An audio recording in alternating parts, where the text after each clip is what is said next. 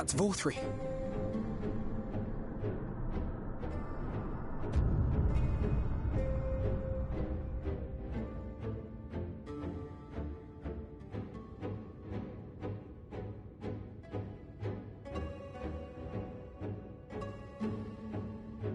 He is attended by sin eaters. But how does he keep them from attacking? Mercy! Mercy!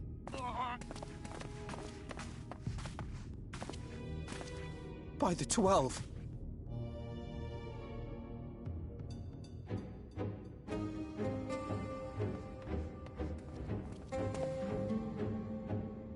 Kaishia, what happened to you? Who are these impudent louts? I do not recall requesting their presence.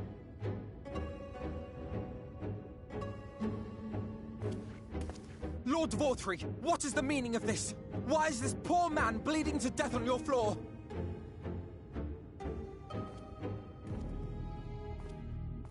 Why? You ask me why? Because criminals must be punished. And this man is guilty of fraud. He came to us, claiming to be a man of business. Yet his subsequent conduct has shown him to be anything but.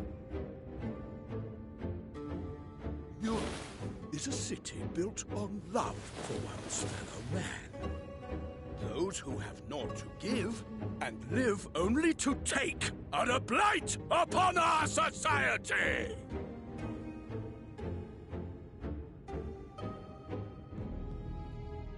To atone for this crime, I ordered that he fling himself from the balcony. And he had the temerity to weep. Please, my lord, anything but that. What then is a man of mercy to do? But offer the sinner another way to show his contrition. Another way? Meaning what exactly?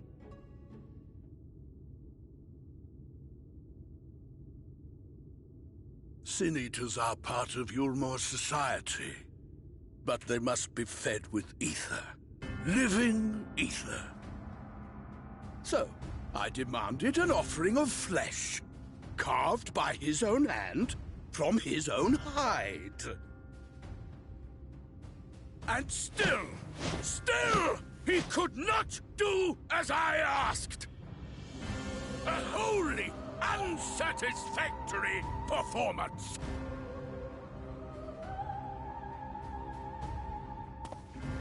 It is true that Kaishia won his place here by fraud, but his actions were driven only by a desire to share in your paradise. That you would cast him out, I could almost accept, but to humiliate him thus, to demand his very life? Is this truly the way of Yulmore?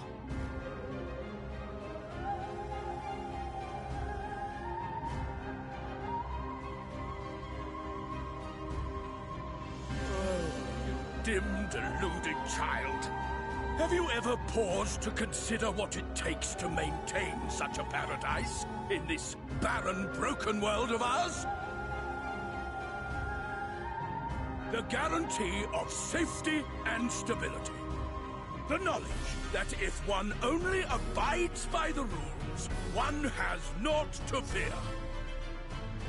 I alone can offer these things, for I alone can command the Sin Eaters. And thus am I alone the voice of justice, and any who oppose me, villains to be punished.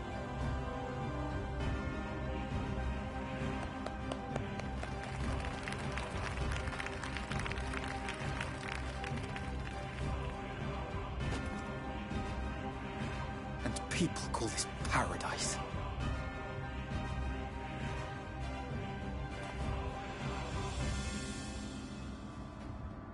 You were granted a place in my city for a particular skill. What was it? Painting. An artiste! Then you shall paint a picture for me of Yulmore. If I find your art pleasing, then I may excuse this display of insolence.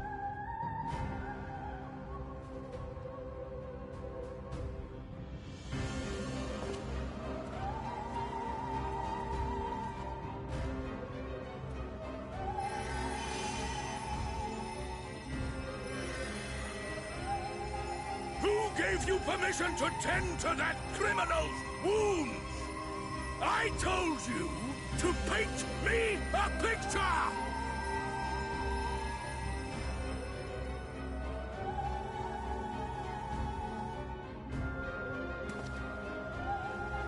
What you need is a mirror, not a painting. It will capture the horror I see before me far better than I ever could.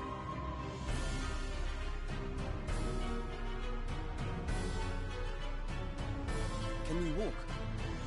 I think so.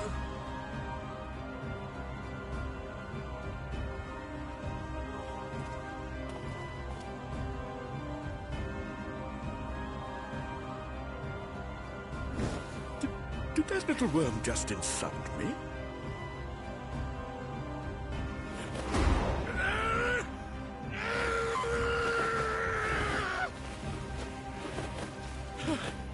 I'll kill them!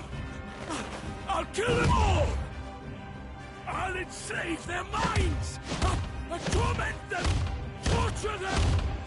Then tear out their hearts!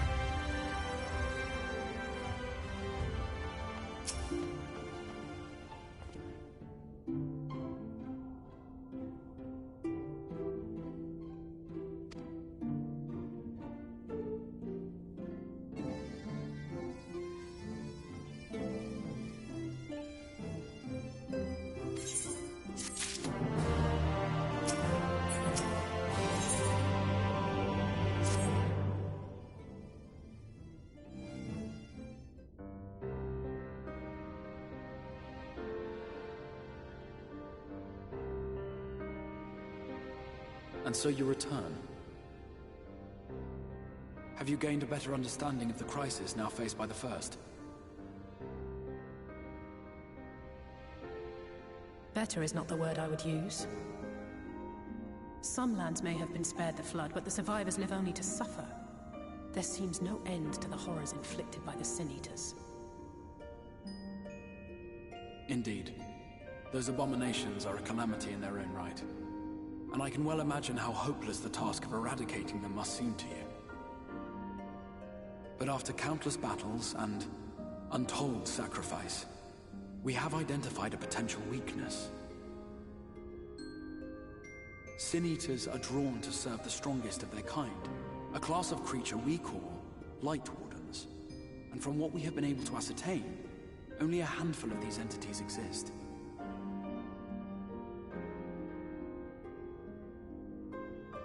Just as an ant colony will perish in the absence of its queen, we believe that the death of a Light Warden will cause the lesser creatures within its sphere of influence to disperse.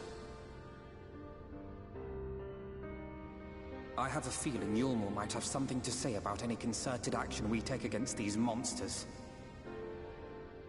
Vorthra's command over the Sin Eaters is integral to Yulmoran society.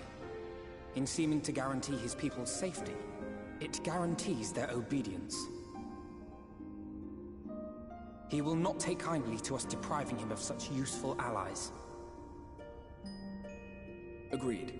Thus we will need to occupy or otherwise divert his forces whilst we proceed with the business of eliminating the Wardens. Until we have done so, all other considerations must be set aside if we are to forestall the 8th Umbral Calamity.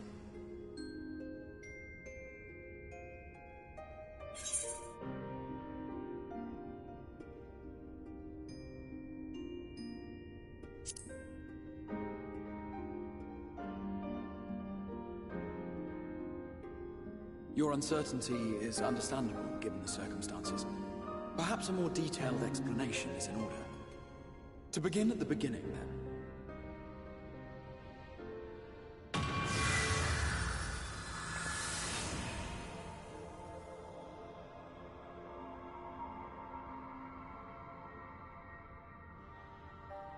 In the ancient past, a single star was divided into 14 worlds.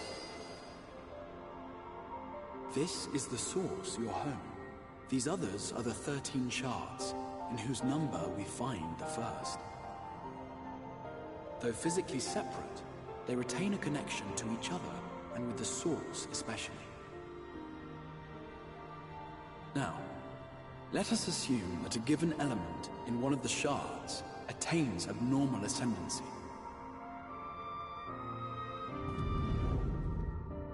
Just as water will flow from the highest point to the lowest, the excess energy will begin trickling into the source.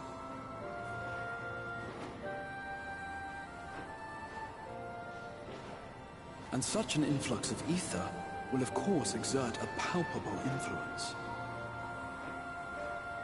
If the element in question were fire, then drought and wildfires might ensue. If it were ice, one might expect the weather to turn bitterly cold. As ether continues to pour in, such phenomena will become more and more extreme, until eventually, a single, untimely event triggers a disaster which cracks the barrier dividing the two worlds.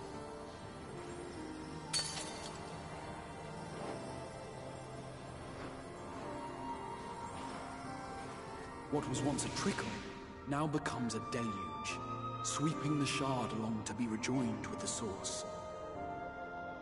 At the same time, the element which held sway in the shard is unleashed in full, its energies amplifying the original disaster to truly catastrophic proportions. An earthquake thus magnified might strike with enough force to shatter continents. A tidal wave might swell to a size capable of drowning entire nations. These devastating events are what we refer to as umbral calamities. 7 times has a calamity befallen the source. 7 times has a shard been absorbed.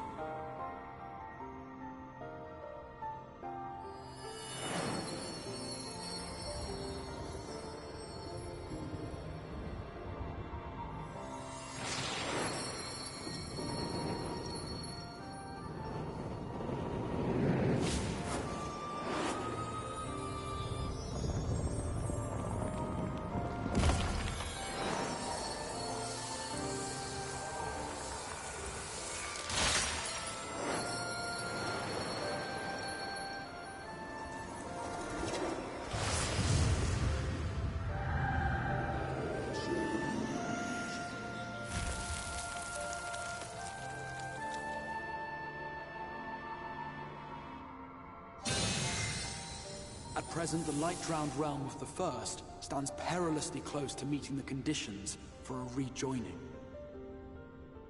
It is the Sin Eaters who are to blame for the Light's continued dominance. In addition to attracting their lesser kin, the Light Wardens I mentioned earlier radiate ether, saturating every corner of their territory with light. Even here in the flood-spared region of Norvrant, their influence is strong enough to banish night from the sky. Thus, if we are to restore balance to the First and head off a potential calamity, it is imperative that we put each and every Light Warden to the sword. We've been doing our best to take the fight to the enemy ever since we first heard the Exarch's explanation. Though we have yet to claim any meaningful victories if truth be told. Apart from being confoundingly elusive, the Light Wardens possess a troublesome quality which compelled us to delay our plans until such time as you arrived.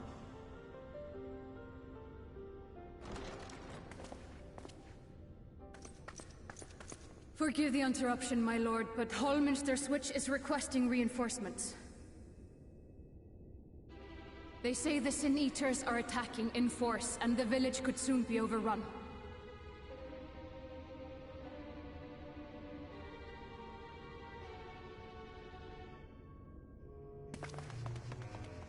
Alert the guard.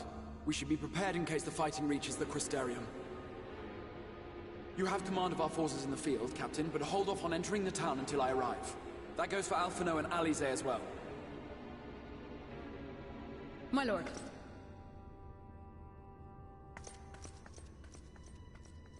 Pray, lend us your strength.